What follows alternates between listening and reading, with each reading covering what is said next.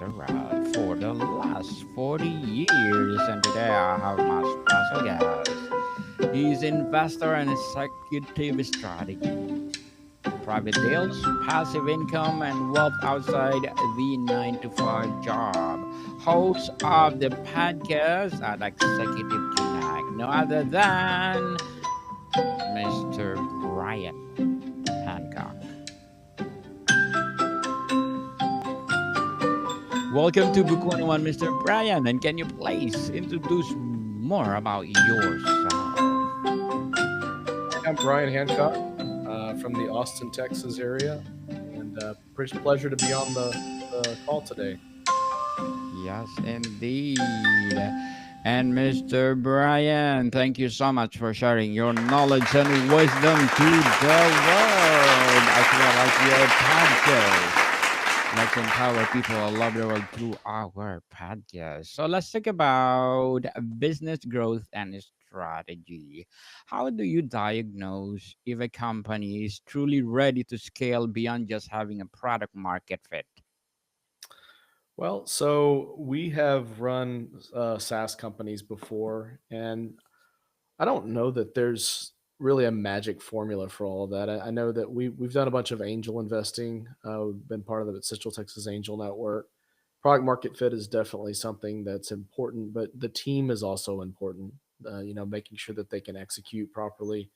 The unit economics are important, making sure that everything will scale. You got to get the unit economics right before you go scale. It doesn't make any sense to try and scale something before then.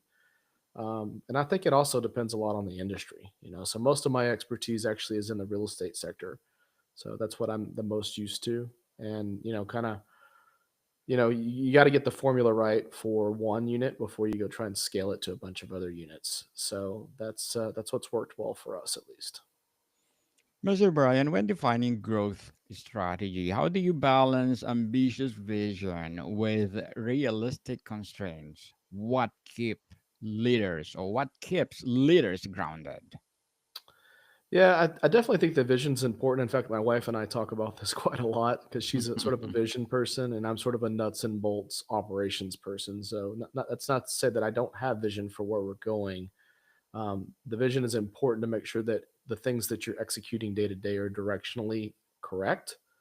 But being able to make sure that you can execute on your vision is very important as well. So I think it's a healthy balance of both, and some of that ties back to the team too. Making sure you got the right mix of people on your team to be able to execute on the vision. Well, Mr. Bryan, very well said. Beautifully, beautifully articulated. Why do so many growth focused companies sacrifice profitability for scale? And when does this become dangerously unsustainable? Yeah, I think the classic for that is Amazon, right? Like for years and years, they were not profitable. But, I think that some of that ties into strategy a little bit too. If it's sort of a land grab, you're trying to get as much share as you can. And, maybe you can sacrifice some profitability in the process. So, certain opportunities like that, like the dawn of the internet are probably like that. I think a lot of that's probably happening with the AI companies right now too. They're trying to Yes. get the best model. They're trying to get the most share. They're trying to get the best models, the most data, all those sorts of things. And it's sort of like a probably going to be maybe not a winner take all market, but I think the people that are first to achieving the right set of mix for those sorts of companies are going to probably take most of the share. Mr. Bryan, tell us your podcast, Executive Connect. What is all about? Yeah, so it started out as a passion project for my wife and I a couple of years ago. We really wanted to give back. We haven't made any money on the podcast. In fact, we've learned quite a bit in the process about how to run a podcast, and the analytics are kind of crazy from what you can get on YouTube. But it's really sort of evolved into a show for helping people pursue, financial freedom and sort of like autonomy, mastery, and purpose in their life. So we shoot a variety of topics. We've actually divided everything up into 10 different playlists over the last about month or so. Sort of inner health, the journey to inner health is one of our playlists, making sure that you've got a healthy lifestyle, healthy mental frame of mind. But we've got lots of topics on alternative investing, lots of leadership topics. So our whole first year of the show was really aimed at corporate topics. Yes. So leading teams, executive presence, those sorts of things, trying to meet corporate executives where they were. But the whole last year of the show, we've got a lot of topics on risk capital and entrepreneurship ventures. And the idea is to try and merge those two audiences together because there's lots of folks in the corporate world that are looking for a way to design their own legacy. So our new tagline is break free, design your legacy. And so we're really trying to empower folks with the right conversations and tools to be able to do that. So the Executive Connect podcast is going to be part of our broader ecosystem called Executive Connect, which will be, all sorts of events. My wife has a new book launching this fall, speaking engagements, podcasts, those sorts of things. Yes, I'm inviting her to please do come over and let's talk about it. And Mr. Bryan Hancock, thank you so much for sharing. Executive Connect to the world. Let's empower people all over the world through podcasting. And how should leaders approach critical choices like niche dominance versus broad market play or organic growth versus M&A or product innovation versus operational excellence? Yeah, I think it really depends a lot on their business. Um, I've always thought that sort of like a land and expand strategy is sort of the way that most of the smaller businesses, which is what I'm the most familiar with. Sort of growing small businesses. If you try to go too broad too quickly, it's really hard to serve a lot of markets with the team that you have or really the resources that you have. So really trying to niche down to start out with, do some a couple of things really really well, and then sort of expand from there. That's really the approach that I'm used to. So I feel like that tends to work better for startups or small businesses rather than trying to go too broad too quickly. Can a company realistically pursue both differentiation and cost leadership simultaneously in today's market? You said differentiation. Is that what you said? Yes, Yeah, differentiation, yeah, differentiation and what did you say? cost leadership. Cost leadership. Um, I think so. The right mix.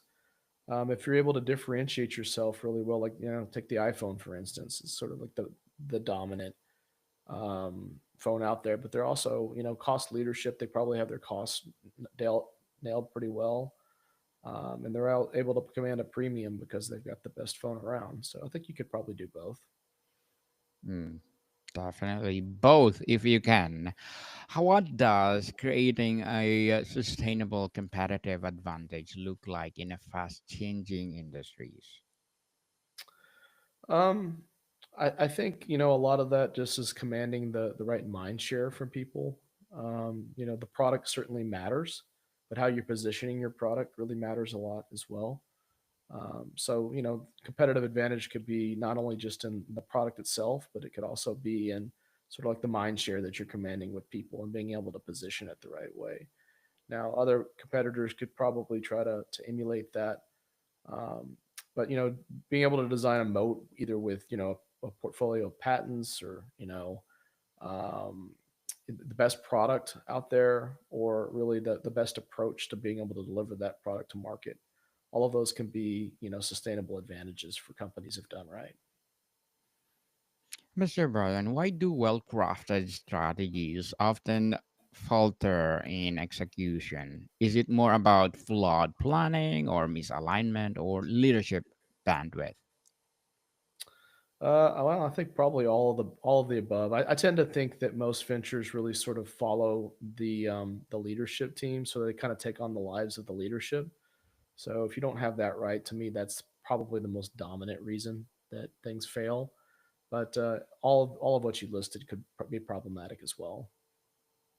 Certainly. And what frameworks help leaders ruthlessly prioritize initiatives and allocate resources away from low impact activities? Um, Yeah, that's a great question. I think that it depends on the scale of the venture for sure. Being able to identify what you're good at and what you like to do, um, you know, eh, those things matter because those are things you're probably going to tend to do really well. And then there's certainly low payoff activities that can really be outsourced, especially with all the technology that there is now. Being able to hire virtual assistants or people abroad, those sorts of tools are really more available now than they have ever been before. So I think that what you should try to do is look at your day and try to figure out what's really going to move the needle for your business the most and try to spend your time on those activities and then try to figure out how to leverage the time of others to be able to outsource the stuff that's maybe not as high a payoff activity. Mr. Brian, as an investor and executive strategies, private deals, passive income wealth outside 9 to 5 job, as well as a podcast host, what are your short term and long term goals? Short term, is always a financial independence. So my wife and I have made quite a bit of money in our career, but we really like to work. So I don't really think of independence strictly as not working. I think of it being able to spend your time on the things that you really care about and allocate your days the way you see fit. And that, to me, that's really what freedom means. So we actually have started a new oil and gas fund. I've been a real estate developer and investor for over 20 years. And this new oil and gas fund, it's called the Texas Freedom Fund, is taking advantage of some oil and gas projects here in Texas and the Eagle Ford Shale. It also has great tax benefits. So people who are high active income earners, like my wife and I, you can take this thing called intangible drilling costs. And so you're able to deduct all of that against your ordinary tax income this tax year, almost 100 cents on the dollar. Depends on the deal and how it's set up. But that's really a great benefit, but you should never invest in any project just because of the tax benefits. So to me, the projects are great because you can put your money in. You can usually get your money back out in about 2 to 3 years, not including the tax benefits. Plus, you get the tax benefit to go with it, and then you have a nice, 1 to 2% per month cash on cash income stream thereafter. Once you get all your money back, you can roll it into the next deal that's similar and just repeat the process. So it's kind of like an income laddering system to be able to design freedom. That's why we've called it the Texas Freedom Fund. Well, good luck to your goals, Mister, and looking forward for more success. And Mr. Brian, what would be your piece of advice for those people out there want to be, of course, like you? Well, I don't know that anybody would necessarily want to be just like me. I would like for everybody to be themselves for sure. But I think, just sort of having a plan about how you're trying to design your freedom for your life and how you're trying to be intentional with your time, both with your family and then also with what you're spending your time doing day to day. I think that, just having an overall plan for that and not just aimlessly drifting through life, that's definitely one piece of advice I'd give to folks. Definitely. And Mr. Brian, thank you for your advice. And can you please recommend a book that influenced your journey? Yeah, my dad actually gave me, I'm not sure that it's something that I would recommend as like my top book now, but it definitely influenced me. He gave me Robert Kiyosaki's Rich Dad Poor Dad when I was probably about 15 years old, and my wife and I actually played that his board game with our kids on our trip to South Padre Island for our vacation here last week. I just think that the general principles in the book, they're kind of simple, but learning to sort of design yourself out of the rat race and be able to achieve cash flow to be able to do what you want with your life. I think those are very important principles for folks to learn early in their life if they're trying to design a life of their choosing, which is what we're really all after.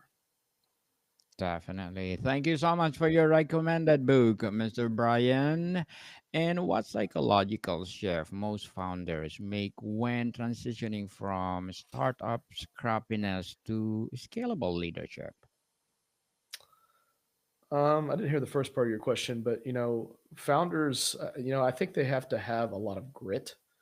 The corporate world really is a lot more forgiving, but as a founder, you really have to be able to marshal teams with limited resources. You got to be able to go out and find funding. And you also have to wear a bunch of hats. So being able to grind and be able to overturn adversity, I think, are very important skill sets for entrepreneurs and founders in general. And Mr. Brian, why is profitable stability often a precursor to stagnation? How do leaders reignite growth from position to strength? Yeah, I think that Apple's kind of going through that right now. You know, they've got a nice product, they've got nice cash flow, but they've really kind of been slow to invest in a lot of the more innovative stuff. Now, some people might say that they're really gonna be able to buy a lot of those companies for pennies on the dollar, and I guess we'll see how that all plays out. But Yes, I think that you have to you have to try and weigh the two things, right? Profitable. yes, You can also get really stagnant and not really want to go take any risk. And I think that the risk aversion tends to be what really keeps people from being able to innovate.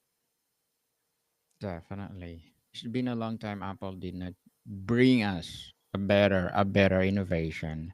So how do you balance investing in disruptive innovation while optimizing the core business without neglecting either? I think that based on the ways I've seen it done, segmenting those things is really probably a good idea. You talked about sort of like being ruthless with the teams and the dollars earlier. I think that that's an important concept too. But there's certain people that are really good at starting things, and there's also other people that are really good at executing things. And being able to identify folks on the team that are good at either one, I think is smart, and let the people play to their strengths. Um, you don't want to keep investing money in something that's just innovative, but it doesn't really have a path to market or a path to profitability. So I think being able to balance those things and be able to assign the right folks to the right teams is something that's really important. Very crucial, people. And how should leaders prepare for unknown or unknowns without paralyzing growth? Yeah, the unknown unknowns. Yes. Yeah, I don't really know that there is a great way to prepare for unknown unknowns. Having a cash cushion usually helps. It's a buffer against uncertainty, but having too much of a cash cushion also makes sure means that those dollars aren't deployed really efficiently too. So I think that that's sort of a mindful discussion for leaders about how much of that cushion that they're willing to tolerate. Yes, you should have budgeted that thing. People, the unknown and unknowns, so that you will be ready in case of emergency. What KPIs truly indicate healthy, sustainable growth versus growth at all costs?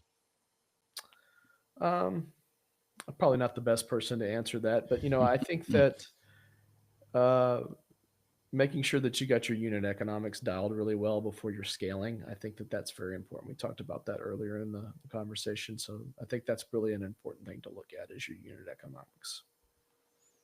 Definitely. Yeah. And Mr. Brian, before we wrap up our discussion for today, I'm inviting you to please do listen to my other podcast, people. My other podcast, because my abstract essay is already in fifth season, abstract poetry in second season, and my book 101 review in fifth season too, comedy 101 in second season, and my food 101 in fifth season as well. Comedy 101 in fourth season, and Law 101 and Mental Health 101 are my baby podcasts. Love Letters in third season, and Movie 101 Review and Music 101 in fourth season, and Science 101 and Sex 101 in its first season. Please listen to them wherever you listen your podcast. Mr. Brian, when is the right time to disrupt your own business model, and what prevents leaders from making this leap? I don't know that there ever is a perfect time for it. Like I mentioned, I've been a real estate developer for 15 or 20 years now, and I think part of that for us has just been that the market in Austin hasn't been great the last several years, so we've kind of been forced to change sort of our business model. But I also think that when you're no longer in love with it and you're no longer passionate about it, that might be a good time to look at changing as well. Yes, people think and change. if you think that you're not good enough for that business or whatever what you're doing right now. So, Mr. Bryan Hancock, thank you so much for sharing your knowledge and wisdom to the world. So, can you please invite our listeners to support your podcast, your advocacy, your business, or any projects that you're doing right now? Yeah, I'd love to chat with you about the Texas Freedom Fund. We also have our podcast. It's called the Executive Connect Podcast. So executiveconnectpodcast.com. You should check us out. Yes, people, let's support Mr. Bryan Hancock because if you support him, for sure, more and more empowering episodes of the podcast itself, more and more empowering advocacy to come, and for sure, more and more empowering business to come. So, Mr. Bryan, thank you so much for your time. Yeah, thanks for having me. More to come, people. See you soon.